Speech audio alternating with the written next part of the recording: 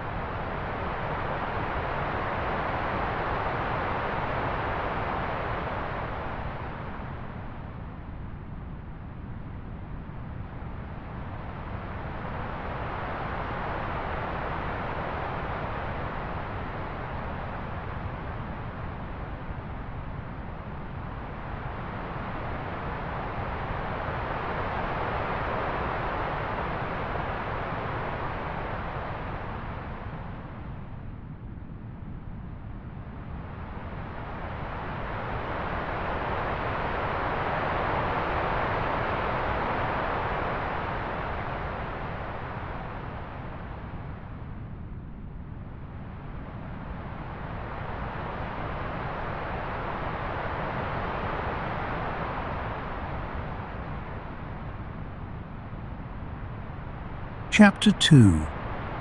the grey hour. There is an hour before dawn that has no proper name. Sailors called it the grey hour. The sky is not black anymore, and not yet blue. Just a soft, colourless glow along the eastern edge of the sea, as if the world were remembering how to be lit. The keeper has been awake through the last watch of the night. His eyes are heavy. In the pleasant way, eyes get heavy when the work is nearly done. He watches the horizon from the lamproom. When the first true light touches the water, when he can make out the seam where sky meets sea without straining, his night is over. He turns the small brass valve, and the flame that has burned for 11 hours sinks, shrinks, and goes out with a whisper. For a moment, the lamproom is filled with the smell of warm oil and smoke, a smell he has known so long that it simply means morning to him now. But he is not finished. The lens must be protected. Sunlight, you see, is a danger here. All those curved prisms that gather a small flame and cast it 20 miles, they work just as well in reverse. A bright morning sun, focused backward through the glass, could scorch the wick, warp the fittings, even start a fire. The lens does not know the difference between the light it serves and the light that could destroy it. So the keeper draws the curtains, great linen curtains, hung all around the lamproom windows, the colour of oatmeal. He walks the circle slowly, drawing each one, and the room dims to a soft, tent-like glow. The lens sleeps in its linen shade all day, the way you are sleeping now, curtained and safe. Down the 97 steps he goes, slower than he climbed. His boots on the stone make a patient sound. Tap, tap, tap. Fainter and fainter down the spiral. In the cottage kitchen, he stirs the stove back to life. The kettle, a heavy black kettle, dented on one side from a storm year nobody talks about, begins its long, low murmur. He stands at the window while it heats. Outside, the sea is the colour of pewter and calm. Gulls are waking on the rocks, muttering to each other.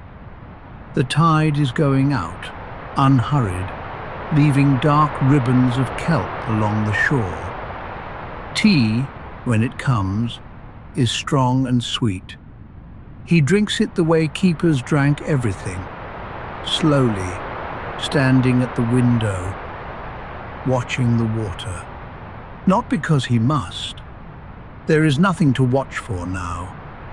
The ships can see their own way in daylight.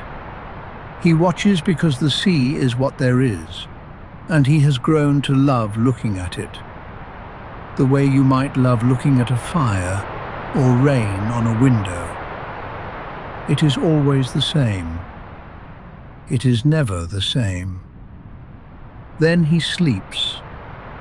In full daylight, with the gulls calling and the waves ticking against the rocks like a vast, soft clock, the keeper of the light closes his eyes. No one thinks it strange. Here, at the edge of the world, day and night have simply agreed to trade places. Let them trade places for you too. The light is out.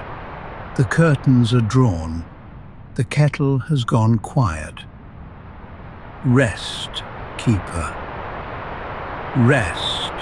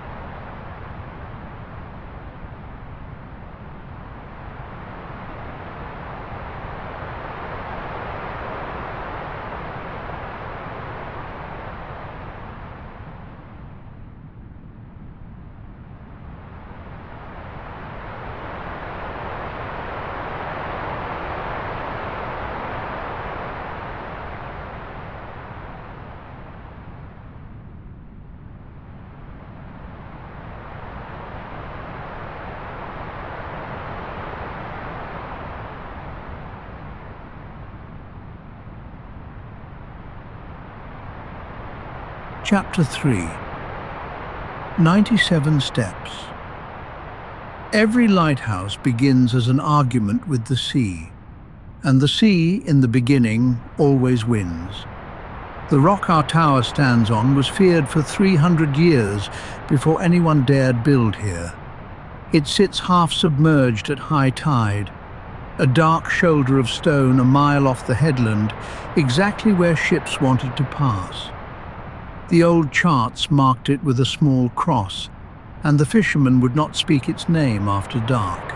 Then, one summer long ago, boats began arriving at low tide.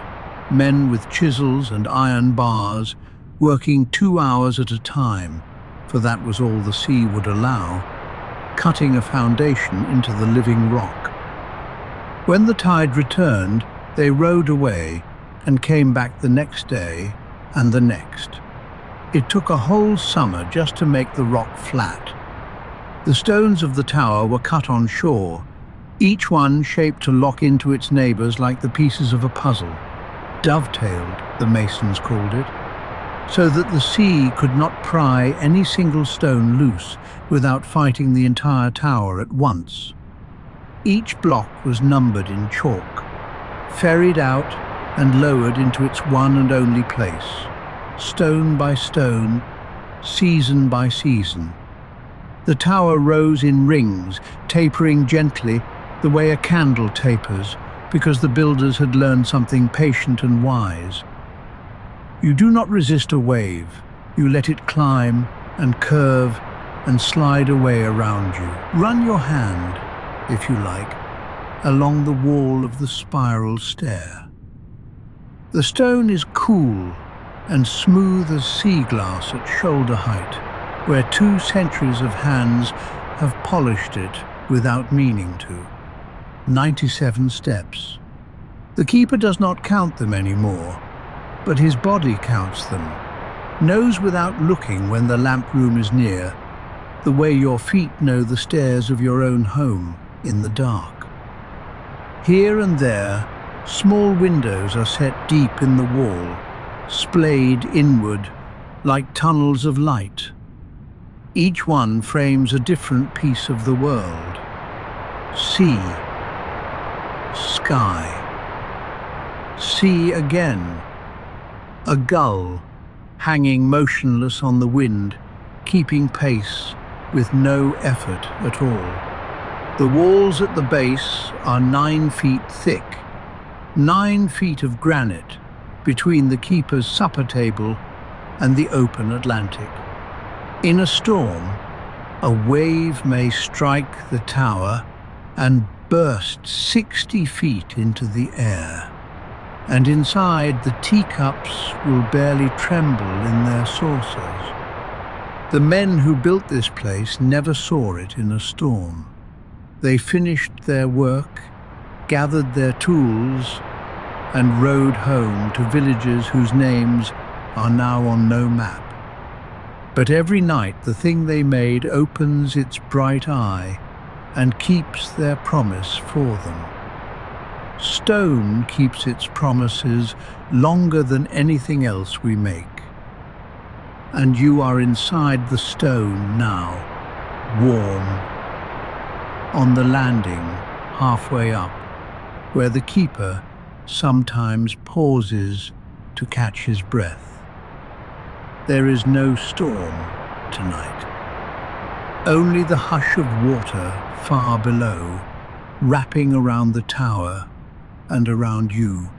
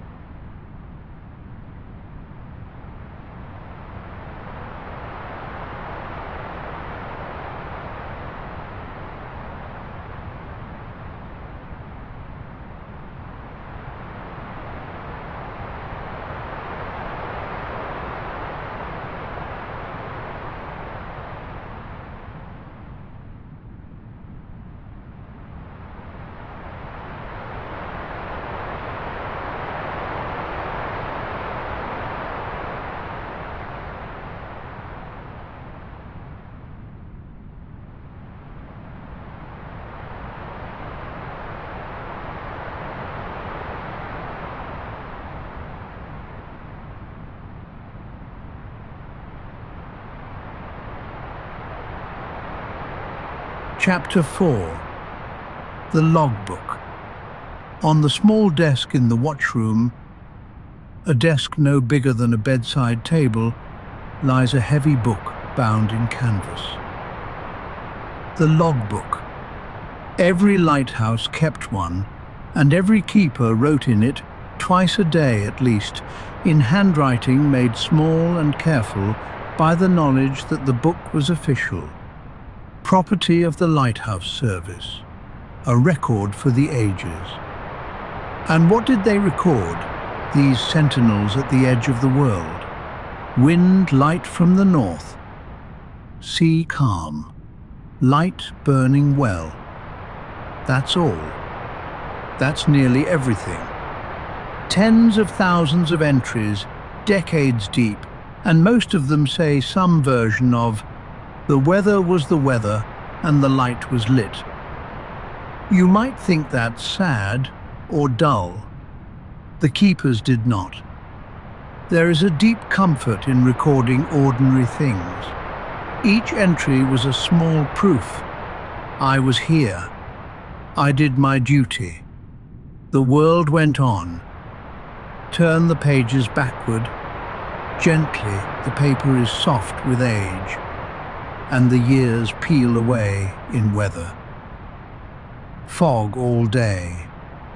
Bell sounding. Supply boat landed. Received oil, flour, and post. Painted the seaward wall. 3 ships passed westward before noon. Every so often, something else surfaces, like a fish rising in still water. Swallow blown in by the gale. Rested the night in the lamp room. Released at dawn. Ice on the gallery rail this morning. First of the season. My daughter Anna borne ashore this day by the news of the boat. Light burning well.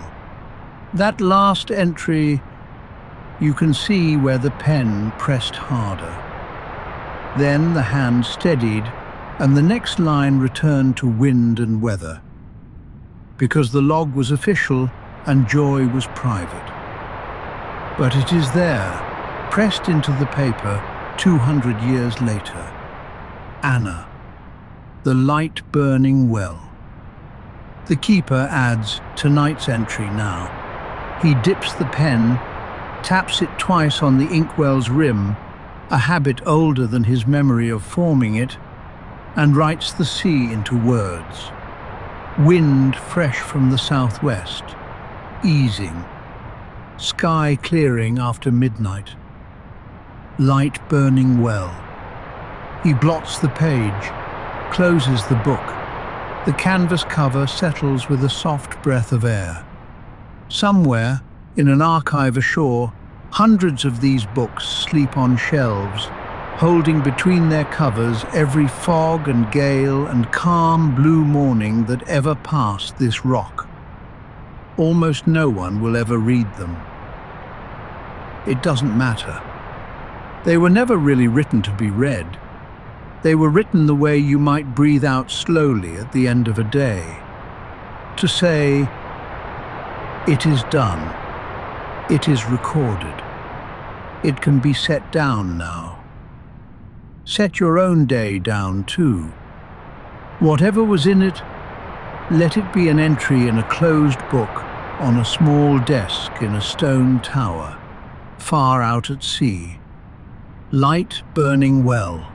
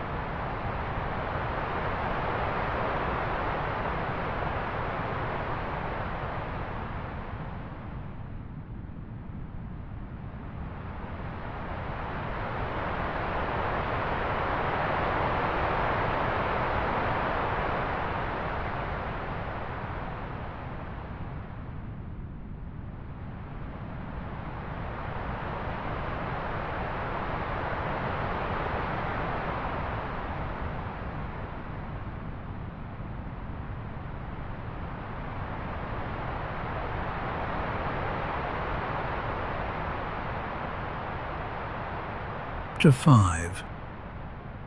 The Supply Boat.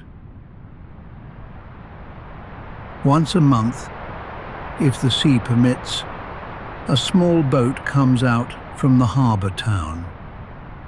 The keeper knows the day it is due, but not whether it will come.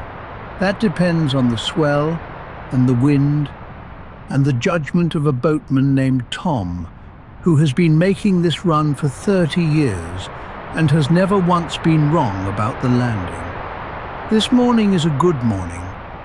The sea is long and low and lazy, and out of the thinning fog comes the sound before the sight. The creak of oars, unhurried, in no rush at all. Then the boat itself, riding deep with cargo, flour, tea, lamp oil in tall tins, a sack of potatoes, a side of bacon wrapped in cloth, candles, soap, a new pane of glass for the storm-cracked window in the storeroom, and, most precious of all, the post bag, canvas, tied with a leather cord. Landing at a rock lighthouse is a small, careful ceremony. There is no dock. The sea would tear one away in a season. Instead, there are iron rings set into the stone, and ropes, and a particular patience. The boat rises and falls on the swell. The keeper stands on the landing step. And between one wave and the next, in the moment the boat pauses at the top of its rise, things pass from hand to hand. A tin of oil, now. A sack of flour, now. The post bag, now. And carefully. No one hurries.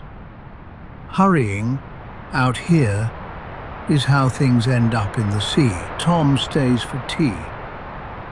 He always stays for tea.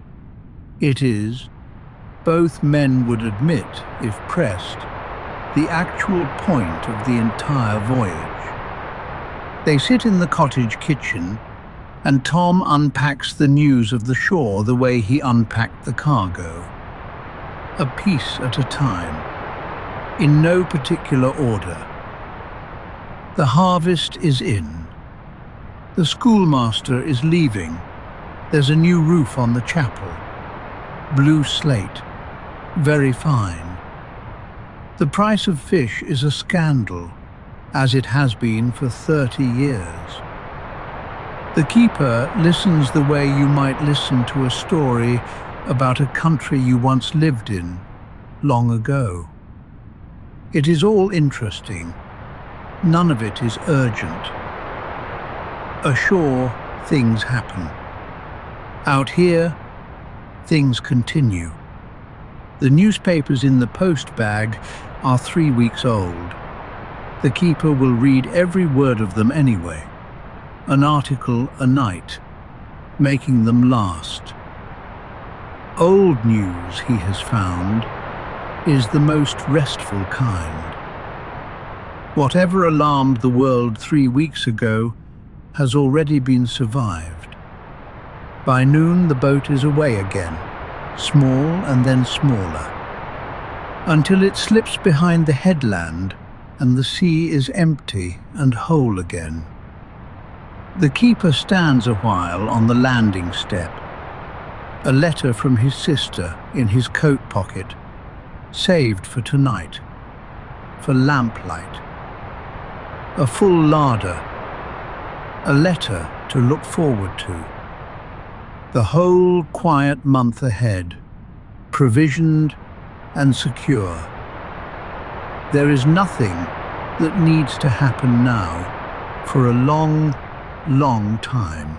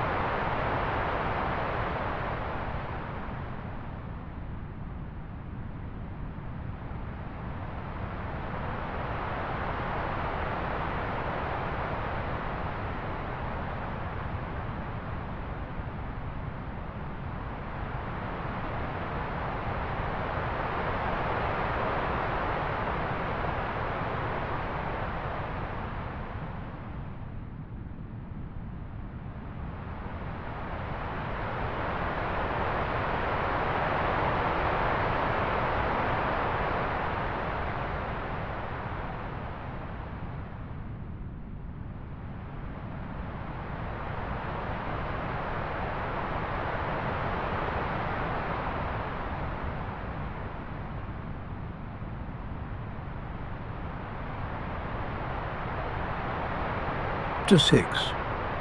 The Garden Behind the Wall. You would not think anything green could live here. The rock is bare. The wind is salt. Storms wash over the low ground entirely. And yet, behind the cottage, sheltered in the angle where two stone walls meet, there is a garden. It is not a large garden. 4 beds, each the size of a door laid flat. But it is, the keeper would tell you, the most defended garden in the world. The soil came out in the supply boat, sack by sack, over years. Every keeper who ever served here added to it. A sack of earth, a load of seaweed carried up from the shore to rot down sweet and black, ashes from the stove, and time. Mostly time. Soil is just patience, made crumbly. The wall came first, though. Before anything could grow, the wind had to be argued with. The wall stands chest high, built dry stone fashion, each rock chosen to sit against its neighbour's shapes. The wind strikes it, splits and slides over, and in the little pocket of stillness behind, the impossible happens. Potatoes, cabbages, onions in a proud row, a gooseberry bush of great age and difficult character. The keeper gardens in the late morning, after his sleep, when the sun has warmed the stones. There is not much to do on any given day, and that is the pleasure of it. Draw a little soil up around the potato stems, pull the small weeds. Even weeds struggle to arrive here. Their seeds must come by wind or by gull, and he almost admires the ones that manage it. He works slowly, kneeling on an old sack, and the wall shelters him too. Inside its angle, the wind's constant voice drops away, and there is a hush you can find nowhere else on the rock. Bees have found the garden. No one knows how, and their small sound stitches back and forth over the gooseberry bush. Nothing here is impressive. A market gardener ashore would smile at these 4 little beds. But no vegetable ashore was ever watched the way these are watched. The first green shoots in spring are inspected daily, reported in letters, defended from gulls with netting and strong words. And when, on a day in late summer, the keeper lifts a fork of new potatoes out of the dark soil, pale and round and absurdly precious, he holds them a moment before putting them in the pail, grown on a bare rock in the open sea. Every one a small victory of stillness over storm. Tonight some of those potatoes are in the pot, with butter from the boat and salt from the air itself, you might say. The garden sleeps behind its wall now, in the dusk. The bees have gone wherever the bees go. The gooseberry bush stands its ancient watch. Everything out here is sheltered by something. The garden by the wall, the ships by the light, and you by this story, and the walls of wherever you are lying now, warm, while the wind slides harmlessly over.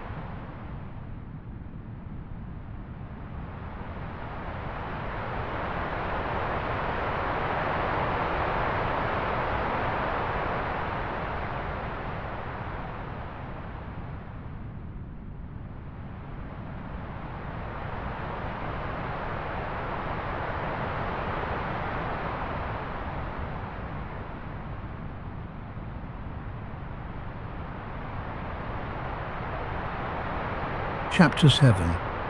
Fog. Some nights, the enemy is not darkness. The keeper wakes in the late afternoon and knows before he opens his eyes. The quality of the light through the curtain has changed. Flat and white and sourceless. The sound of the sea is muffled, as if wrapped in wool. Fog. He dresses and steps outside, and the world is gone. Not dark, vanished. The headland a mile off, gone. The horizon, gone. The top of his own tower when he tilts his head back, a pale suggestion, dissolving. The fog is not like night, which hides things honestly. Fog erases. 20 steps in any direction is the edge of the universe, and a light in fog is nearly useless. The great beam that reaches 26 miles on a clear night will bury itself in the whiteness within a few hundred yards, a glow without direction. So the lighthouse changes its voice. In the small stone house beside the tower hangs the fog bell, enormous, green-shouldered with age, cast in a foundry far away in a city the keeper has never seen. Beneath it sits its clockwork, a drum of cable, suspension letters, a drum of cable. A weight, a gear train, and a hammer. The keeper winds the mechanism. Steady labor, the crank turning, the weight rising slow inside its wooden chase. Then he sets it going, and the bell begins. Boom, boom, boom. Once every 30 seconds. Deep and round and unhurried. A sound you feel in the floor of your chest as much as here. Out in the whiteness, a coasting schooner ghosts along under shortened sail, her crew silent at the rails, listening. Sound is their only chart now. And there, faint off the port bow, the bell. Each toll tells them, here is the rock. Here, here. Steer wide of my voice and you are safe. The mate marks the bearing. The schooner leans away into the fog and is gone, safe, without ever seeing the tower at all. Fog days are the strangest and the softest of the keeper's life. There is nothing to watch because there is nothing to see. He tends the bell's clockwork, winds it again when the weight runs down, and between windings he sits by the stove and mends a net, or reads 3-week-old news, while the bell keeps its patient count outside. Boom. A whole half-minute of hush. Boom. You can rest inside a rhythm like that. Sailors said the bell got into their sleep on foggy nights and turned into other things. A heartbeat, a slow drum, a door closing gently again and again in a dream about home. Let it be that for you now. The fog has wrapped the rock in wool. Nothing can be seen, so nothing needs seeing. There is only the warm stove and the slow bell, counting away the night on your behalf. Boom. You needn't count with it. It will count for both of you.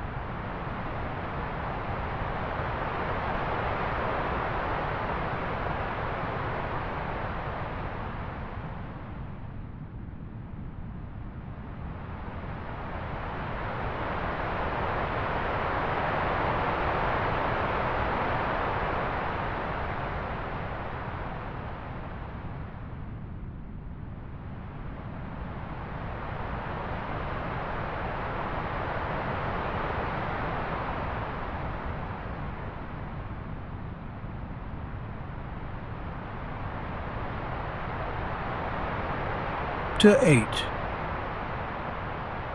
The Keeper's Cat. It should be recorded, and in some official logbooks it actually was, that nearly every lighthouse had a cat. Ours is called Barnacle.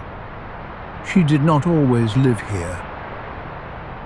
She came off a supply steamer 11 years ago, walked down the gangplank at the landing step as if the entire visit were her idea, inspected the cottage, the tower, and the keeper, in that order, and stayed. No one invited her. That is not how it works with ship's cats. They assign themselves. Barnacle is a small, round, grey cat with white socks and the composed expression of a creature who has seen heavy weather and no longer discusses it. She spent her early years aboard steamers, and it shows. She walks with a slight roll, plants herself wide when the wind gusts, and regards the sea through the window with the professional detachment of a retired colleague. Her duties, in theory, concern mice, which arrive occasionally in the flour sacks. Her duties in practice are these: to occupy the warmest quarter of the hearthrug, to supervise the filling of the log from the desk's corner, seated on any papers not currently needed, and several that are, to precede the keeper up the first 30 steps of the tower, each evening tail up like a small official escort before deciding 30 steps is ample and returning to the fire, and to forecast the weather. This last is genuine, and the keeper would defend it to the lighthouse inspector himself.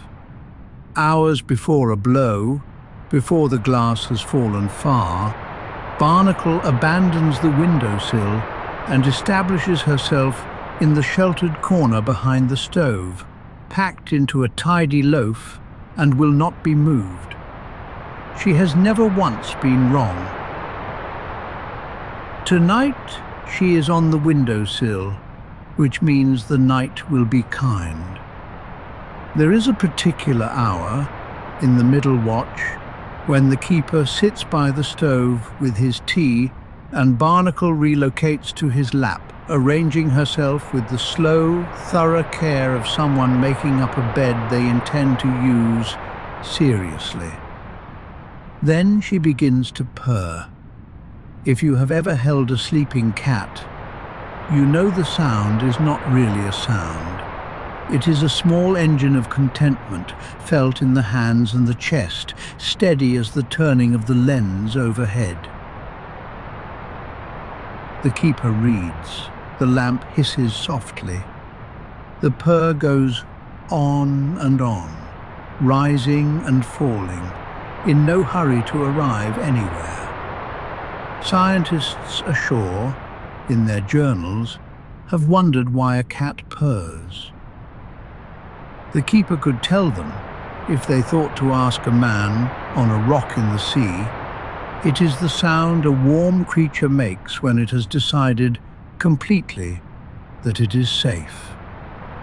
Barnacle has decided, 11 years now, storms and fogs and all, she has decided every single night. You may borrow her certainty, if you like. Curl into it. The stove is warm, the night is kind. The small engine of contentment is running. Everything here has decided it is safe.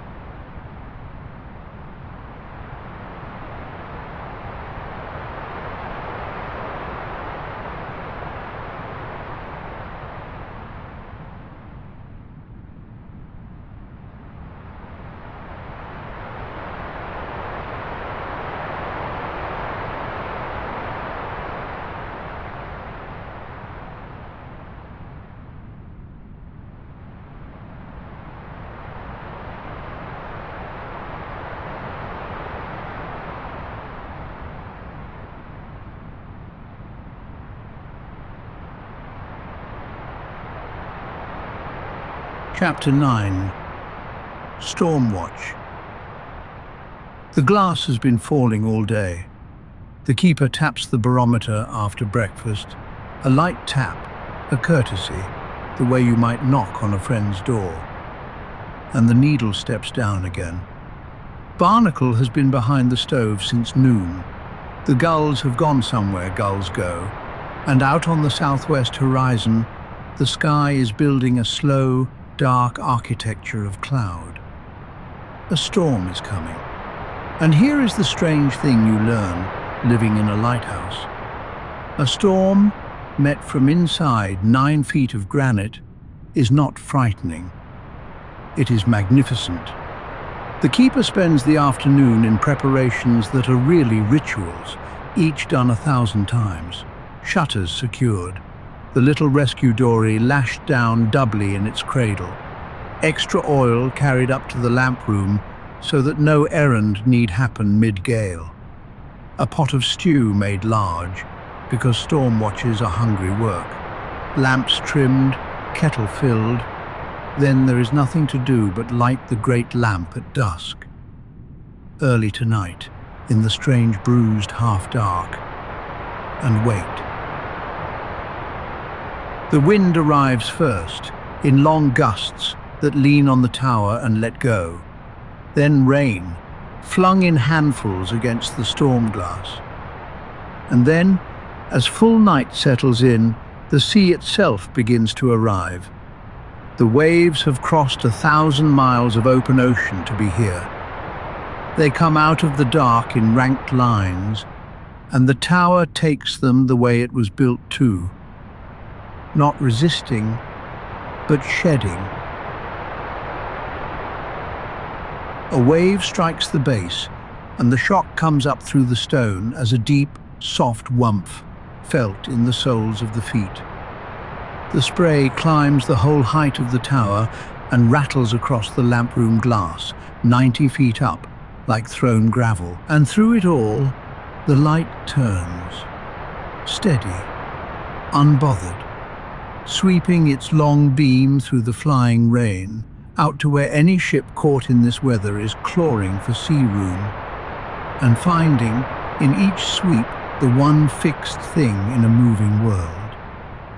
The keeper does what keepers do in a gale. He sits in the watchroom with his stew and his tea, and he feels the tower sway. Yes, sway. Yes, sway. A rock tower moves in a great storm, a few inches at the crown, leaning away from each blow and returning, slow and elastic. The first-year keepers hate it. The old keepers love it. It is the tower doing its work, they'll tell you. A rigid thing would crack. The tower rides the storm the way a tree rides wind, the way a ship rides swell, the way a sleeper rides their own slow breathing. Near midnight, at the height of it, the keeper climbs to the lamp room and stands a moment in the dark behind the great lens, watching the storm from the inside of the light itself. Rain rivers down the glass. The world beyond is black chaos, and every few seconds the beam wheels past, lighting the flying spray into brief, silver gardens. He is perhaps the safest man in 100 miles, and he knows it. That is the secret luxury of the lighthouse, to be at the exact center of the wildest weather on earth, and be home. By the small hours the wind will begin to ease. By dawn there will be a huge, clean-washed silence, and the sea will lie down, exhausted. But you needn't wait up for that. The tower has done this 1,000 times. Let it sway you, a few inches, and back. While the stew keeps warm and the light turns, and the storm spends itself harmlessly on 9 feet of stone. Safe at the center. Sleep now.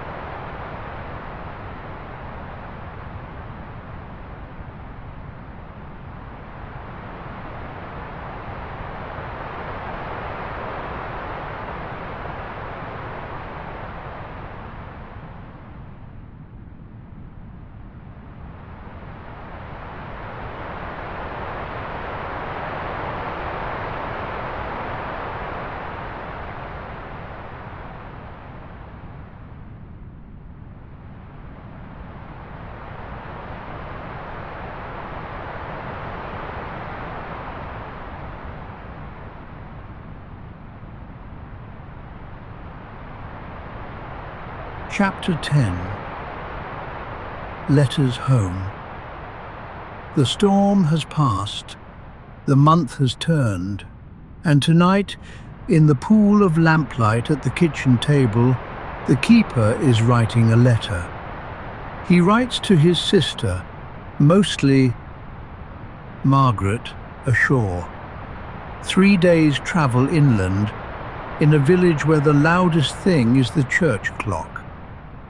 He writes every week, though the letters can only leave when the boat comes, so they pile up in a bundle on the shelf. Tied with string, a month of evenings travelling together. He writes with a steel pen, slowly, in the round, careful hand the Lighthouse service taught him. And what he tells her is this: the weather. In detail. Because weather is the news here. The garden, the potatoes are lifted, and he is sending her exaggerated accounts of their size. Barnacles forecasting triumphs. The schooner that passed so close on Tuesday he could hear a man singing at the wheel, some song he half knew, and has been humming since. What he is reading, what he is mending. The great storm, described, she would notice, mostly as a matter of stew and swaying, with the wildness left quietly out. That is the art of a keeper's letter. What he leaves out, he does not write about the loneliness, because it isn't quite loneliness. But there is no sure word for what it is, so he leaves it. He does not write that some evenings he talks to the cat at length, and that she appears to consider his points. He does not write how strange and enormous the stars are out here, with no other light in the world but his own, because he tried once, and the words looked small and foolish on the page, and he crossed them out. Instead, he writes, "The nights are very clear at present," and Margaret, who has known him 50 years, reads all the rest inside it. Her letters come back by the same slow boat. She writes of the village, the harvest, the neighbours, the children of people they grew up with, a whole warm, crowded world that he left, and misses, and would not return to, both at once, which is a thing hearts can do without any trouble. He keeps her letters in the drawer of the watchroom desk, beside the logbook. Official record and family record, side by side. Wind and weather in one, everything else in the other. He signs tonight's letter the way he signs them all. Your affectionate brother, from the light. Blots it. Folds it, slides it under the string with the others, where it will wait, patient as everything here is patient, for the boat. There is no hurry. That is what the bundle on the shelf means, if you look at it rightly. Nothing between people who love each other is ever urgent. It keeps. It travels slowly and arrives whole. Whatever you have left unsaid to anyone, it will keep too. Fold it, string it, set it on the shelf. The lamp is low. The letter is finished. The boat will come.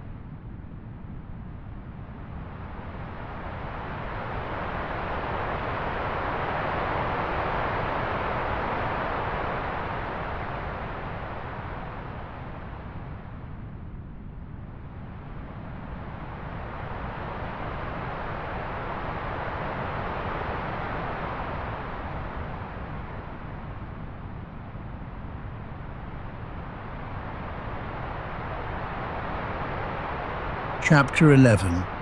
The Turning of the Year.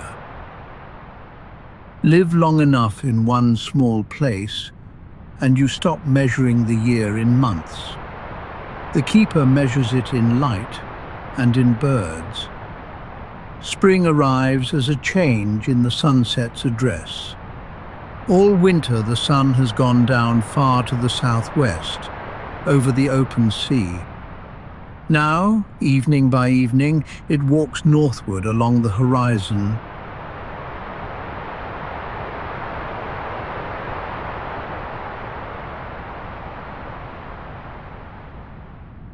The keeper marks its progress against the window frame.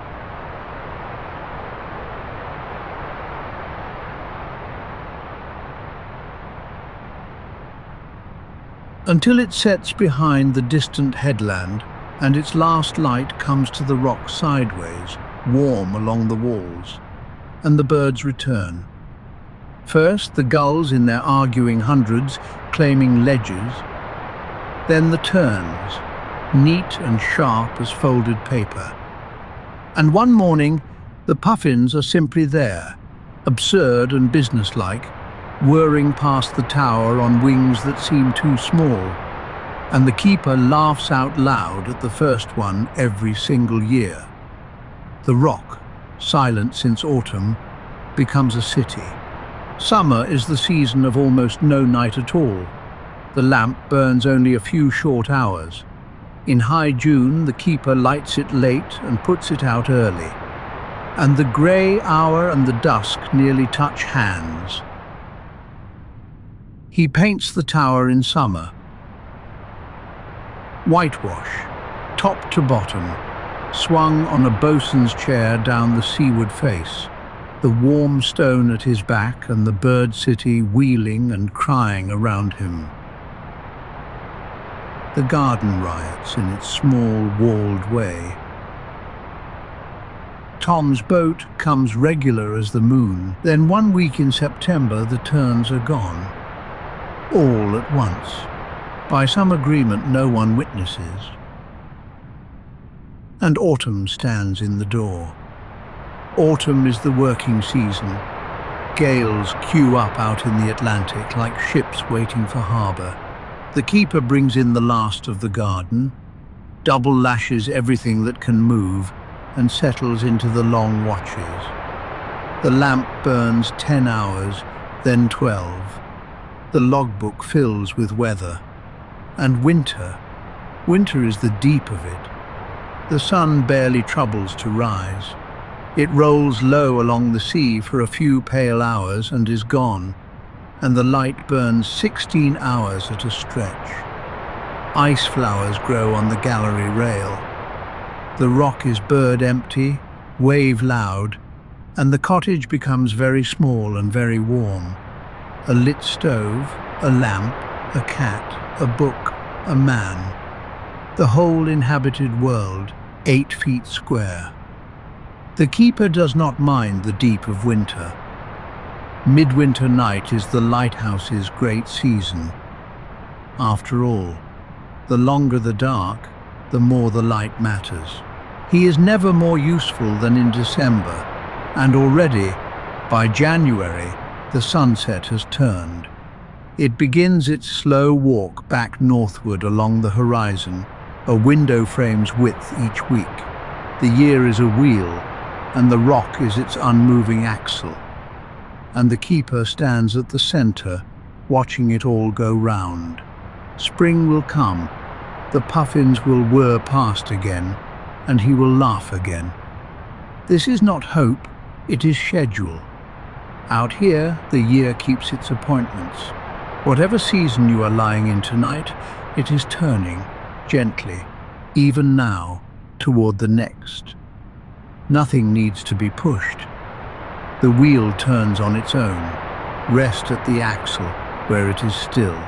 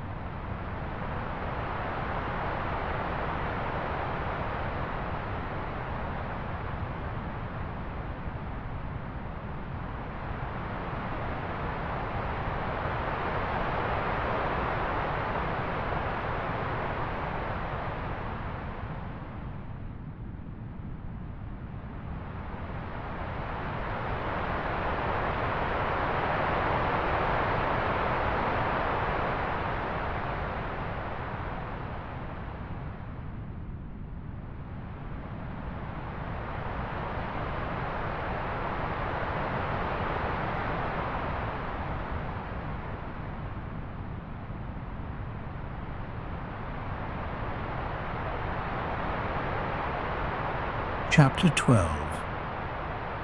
The light endures. Our keeper grew old on the rock, the way keepers did. Not sadly, slowly, the way the stairstones wore, the way the gooseberry bush thickened, the way barnacle went grey about the muzzle and gave up the first 30 steps for the first 10, and then for the hearthrug entirely, with honour. And when at last his time was done, a boat came for him. The same boat, older, too, a younger hand at the oars alongside Tom. And a new keeper stepped onto the landing in the same hour, so that the rock was never without its person. The logbook did not pause. One handwriting ended halfway down a page, and another began. Took charge of the station this day, the new hand wrote. Light burning well. That is the last secret of the lighthouse, and the softest one. The keepers were never the point. They knew it, and it did not trouble them. It was the comfort at the bottom of the whole life. Men and women came, kept the light, grew old, and went ashore, and the light itself went on. The same beam, the same slow turning, decade over decade, keeping its one promise to every dark ship on the sea. You are not lost. I am here. You are not lost. I am here. Stand with me one last time on the gallery, high up in the mild night air. The sea is calm from horizon to horizon, breathing its long, slow breaths against the rock below. Above, the stars in their thousands, and the beam swinging gently out beneath them, brushing the water with light and moving on. Around and around, patient as tide, regular as a sleeping heart. Down in the cottage, the lamp is out and the fire is banked. The logbook is closed on the small desk. The garden holds its breath behind its wall. Somewhere below, a cat is dreaming in the exact center of the warmest place. Every task is done. Every entry is written. The whole night watch is kept, but not by you. It was never by you, friend. That was the gift of this place all along. Someone else is watching. Someone else is winding the clockwork, trimming the flame, marking the weather. The light turns whether you watch it or not, so let it turn. Let the beam sweep out over the dark water and around and out again. The sea breathes in and out. The light turns and turns. You are safe here, at the edge of the world. You were safe all along. Good night, traveler. The light is burning well.